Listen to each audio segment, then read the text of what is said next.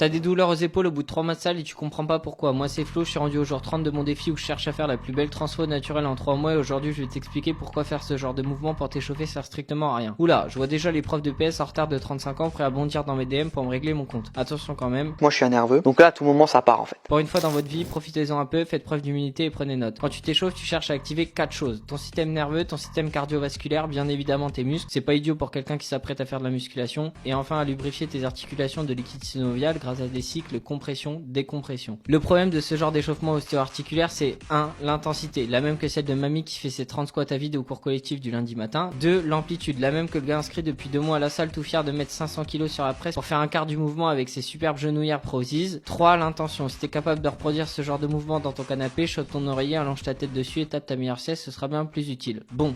Et du coup on fait quoi à la place? Des rotations articulaires contrôlées. Ça concerne aussi les articulations, mais toute la différence réside dans les 3 points que j'ai cités juste avant. On recommence. 1. L'amplitude. L'objectif c'est d'aller chercher vraiment toute l'amplitude de mouvement que ton articulation te permet d'obtenir à l'instant T. Pour ça le deuxième point est hyper important. Tu dois vraiment avoir l'intention d'aller explorer toutes les amplitudes dans lesquelles en temps normal tu ne vas pas et que tu pourrais être amené à aller chercher dans le cadre de ta séance de muscu par exemple. Dernier point, l'intensité. Je peux te garantir que si tu vas vraiment explorer ces amplitudes sans mouvement compensateur du reste du corps, sinon c'est tout de suite beaucoup moins intéressant, alors tu vas te rendre compte que le mot échauffement prend tout son sens. Ok, cool, donc si je fais ça j'aurai plus de douleur. Non, ça c'est juste du préventif et pour le palliatif tu vas devoir bosser à mort sur ta mobilité. Et si tu veux en savoir plus, je t'invite à regarder le contenu ultra quali que propose un mec comme Alexis Beck. Bon allez, moi je retourne faire mes Hellfly.